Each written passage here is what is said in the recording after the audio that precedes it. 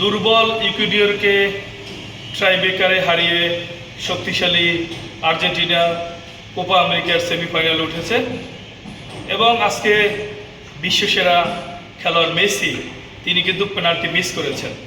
এটাই আজকে শিরোনাম।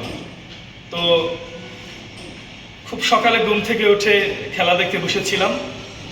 আর্জেন্টিনা বিশ্ব চ্যাম্পিয়ন, পক্ষান্তরে র্যাঙ্কিংয়ের 30 নম্বর দল হচ্ছে ইকুয়েডর।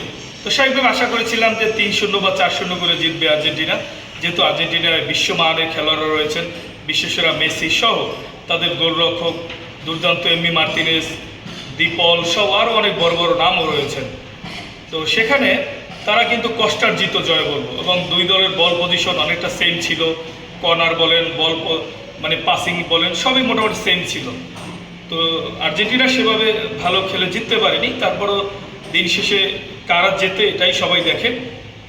আর্জেন্টিনার যে দল তারা, আমি ব্রাজিলের সাপোর্টার, অবশ্যই আর্জেন্টিনার দোষ খুঁজবো। আর্জেন্টিনার যারা সাপোর্টার তারা ব্রাজিলের দোষ খুঁজবে।